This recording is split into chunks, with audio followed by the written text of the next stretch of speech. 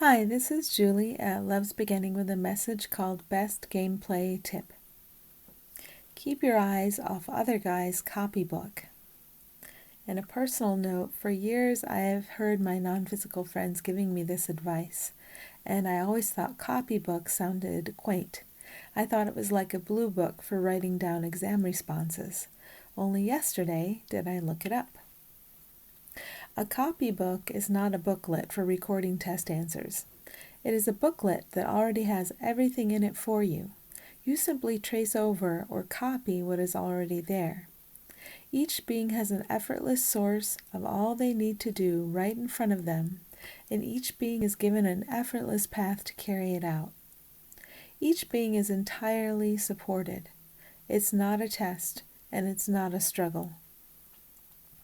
It's not that looking at other guys' copybook is a wrongdoing, it's that it confuses the hell out of you every time.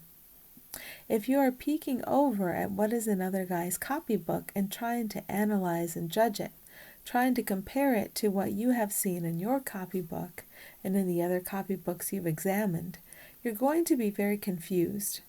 You are not capable of analyzing or assigning value to the contents of a copybook. So what other beings seem to be carrying out, it's not one of the things you can do. You can, however, carry out what is in front of you. This is the best gameplay tip we can give you as you seem to move through the physical. Keep your eyes off other guys' copybook and focus on carrying out what is in front of you. If you are looking at other guys' copybook, you are not focusing upon what has been given you to carry out.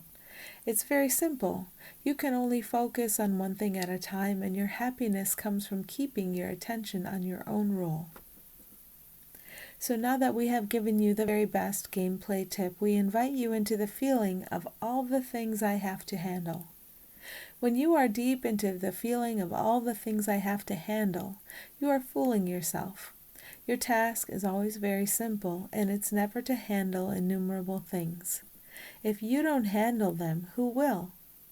The one of you, not the separate one of you.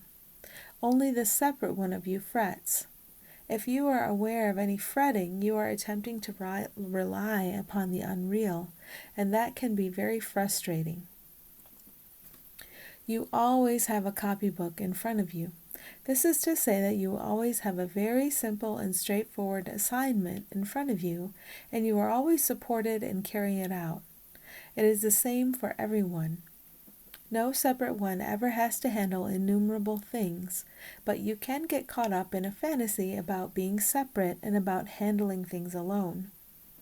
When you are ensnared in a fantasy about handling things alone, you search for comforts, things that appear to alleviate the discomfort of being in charge or the anguish of feeling lost.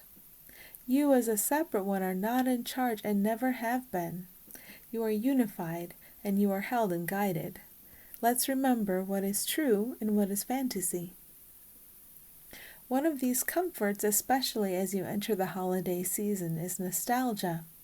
Nostalgia is going back into a perceived past to find a comfort that seems to emanate from the physical. Look at the origin of the word. From the Greek, we have nostos, return home. We also have algos, pain, the pain of homesickness. We suggest that you keep the return home and that you jettison the pain. Shift that point of comfort, of home, into the here, into the now. What shines through an illusion of the past is not because of the past. Allow the past to go, and you still have the same comfort. The same light is here, and it has nothing to do with a form. It has nothing to do with repetition of the past. When you allow your point of comfort to be here and now, freed from form and freed from the past, then you allow the light to shine so brightly that anything you need to do is laid out right in front of you very clearly. As you keep your focus on this ever-present light, you are unable to look over at what is laid out in front of other guy to do. You are unable to judge anything that other guy appears to be doing. This is happiness. In this state, you are entirely free to appreciate other Guy and to notice the beautiful light that is shining for her, exactly the same as it is shining for you. When you are focusing on this light that shines regardless of time and place and form, you are unable to compare other Guy to another Guy. You are unable to compare other Guy to yourself. You are, however, able to tune in and bask in the unity that you and other Guy always have been. We leave you with a gift. The gift of the ever-present light can always be accepted, and the fantasy of the pain can always be released. So I've included a link in the comments to a song, to Pachelbel's Canon in D, the Merry Christmas version.